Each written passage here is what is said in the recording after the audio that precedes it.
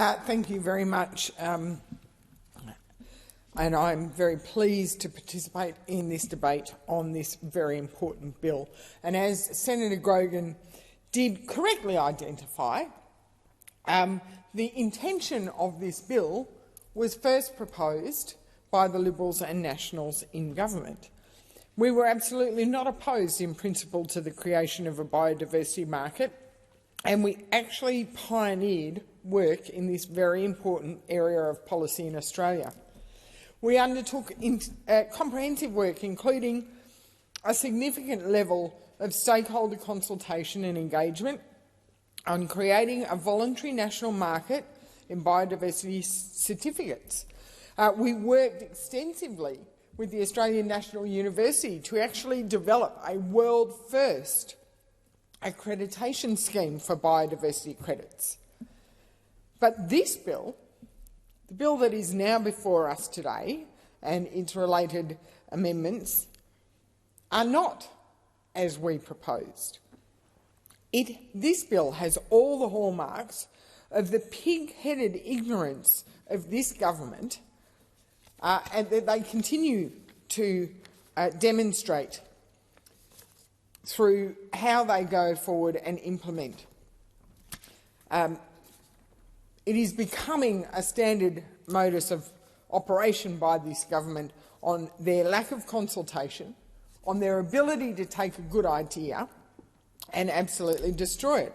We saw it last week with the passage of the Restoring Our Rivers amendments through this place, and we see it again today. And another key hallmark of the way they operate is their claims of consultation.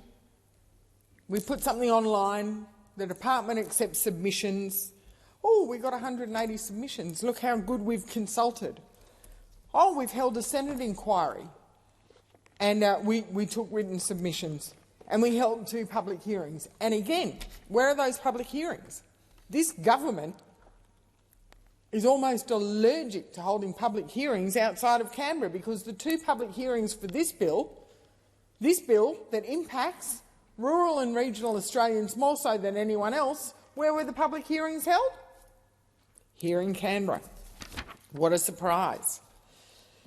Now, let me be clear. The original purpose of the bill that the Coalition presented was to create the biodiversity credits along similar lines, robust and measurable credits through our work with the ANU, along the lines similar to the energy-generating credits, which would allow a landholder to obtain tradable certificates that could be used in a similar way to carbon offsets.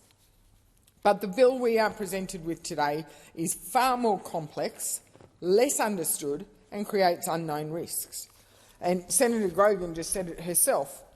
There is still so much work to be done on the design and methodologies typical of this government with their trust us approach. Trust us, she'll be right. We'll work out the actual implementation phase later.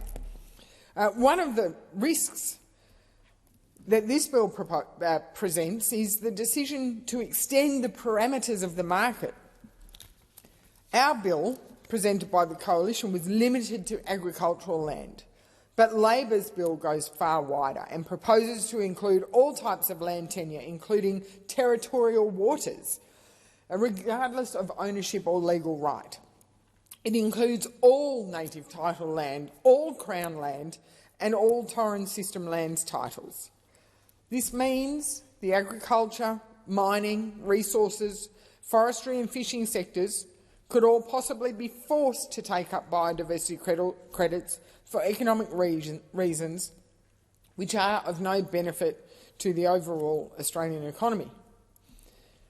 When the Coalition worked up our legislation and the considerable amount of work we did, particularly with the ANU, and based strictly on the application to potential projects of the specialised carbon and biodiversity and enhancing remnant vegetation assessment models.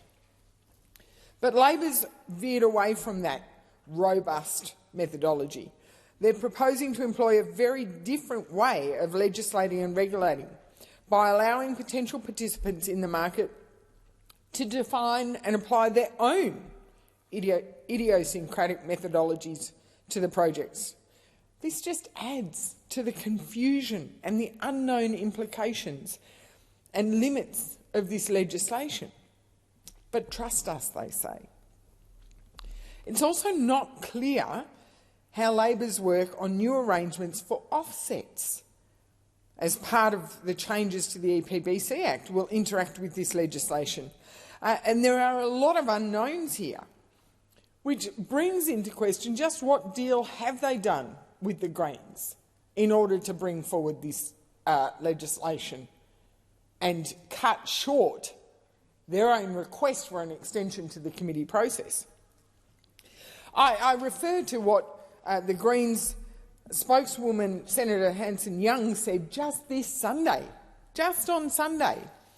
When asked about this legislation on Insiders, Senator Hanson-Young said, and I quote, "The idea of allowing the protection of one part of nature, a particular area of koala habitat, to be saved in order to justify the destruction of nature somewhere else, I mean, that's bonkers.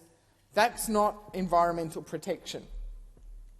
She went on to say, and I quote, "That's a red line for us. I want to see the offsets gone. If the offsets go, then I'm happy to sit down with the government and talk about where we go next."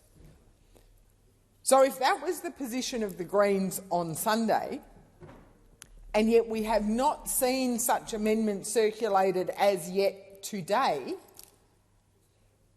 what deal has been done? What have the Greens traded off in order to bring forward this legislation? And when it comes to offsets, I mean, there are grave concerns about offsets right through our communities. And I have to quote my colleague from the other place when he stood and spoke on this bill. The member for Flynn, Colin Boyce, such a turn of phrase, talking about offsets. He described them as, and I quote, "The wealthy, virtue-signalling elite want to invest billions of dollars in Australian agricultural land, lock it up and forget about it to appease their own self-loathing of their irresponsible lifestyles while they continue their jet-setting, latte-sipping affluence." I mean, that is such an accurate description of the approach to offsets that is taken by sections of corporate Australia. And given this government's track record in the environment space and the lack of understanding by the minister of so much of what she's been pushing through this place, I would have thought it better governance to wait and allow the Senate committee to complete its work as per the government's own request for an extension to April. Then they could have taken the time to consider all the implications of what is being proposed and come back to this place for a sensible and informed debate, as even recommended by my colleague Senator Thorpe, who supported the full completion of the Senate inquiry and the full and informed consideration of this bill. That responsible approach is clearly not one favoured by the Greens or Labor. It's not one they want to see, and so they're pushing through the bills that few understand, that even they haven't finalised and worked out how it will apply. And the similarities and potential disastrous consequences of this bill, it reminds me of last week's debate on water. And let's not, I really, really want to be clear here that it was the government. It was the government who requested the extension of the reporting timelines of the Senate committee and proposed April next year. How disingenuous. Because what they were actually doing, their reasoning, we were happy to support it because we believe that this bill needs thorough investigation and needs to hear from all stakeholders. And we would have supported the committee going out into regional areas to hear from stakeholders. But no, government only wants to hear evidence here in Canberra. We would have supported that. But what we are now finding out is the government just wanted more time to negotiate a dodgy deal with the Greens, a deal that we have no idea what it is or what it means, and we are still waiting to see what it is. What 30 pieces of silver have been traded off to date with this legislation? It's unfortunate that yet again we find ourselves in this place unable to do our duty as senators, to scrutinise and to test the legislation comprehensively through the committee process, to be able to listen to affected community groups and stakeholders, to be able to go out on ground and talk to people on ground and hear their concerns and their evidence.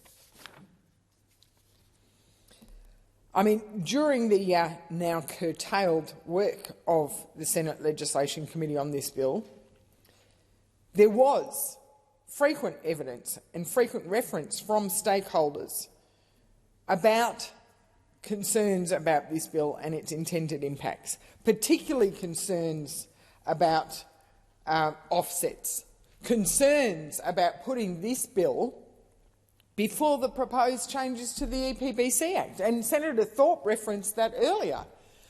We've heard at length from this government of their desires and their review of the EPBC Act and the fact that they want to establish an Environmental Protection Authority at a federal level, which raises all sorts of concerns and flies in the face of less government and smaller government and just creates concerns about duplication again. But they want to put this bill up first. How is it going to interact with any proposed new authority? What will the governance arrangements be? But trust us, we'll get there. I understand, and I take Senator Grogan's point that the NFF has made some welcoming noises about this bill, about the intention of the bill. But as I said from the outset, we supported the intention of the bill. But the way this bill is drafted has far too many red flags, far too many concerns, and certainly not enough clarity of how it actually will be implemented, how it will operate, and how robust the assessment and accreditation scheme will be. Because, as I said before, despite the very, very good work the Coalition did with the ANU and the robust, world-leading accreditation proposal that we had put forward, no, Labor have gone off on their own track. We know better. We just don't know how we know better because we haven't got there yet. There's still work to be done on design and methodology, and we'll duck shove that to delegated regulations and trust us, it'll all be okay. Well, I can tell you, regional Australia doesn't trust this government.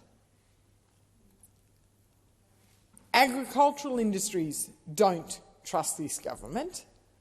The mining sector doesn't trust this government.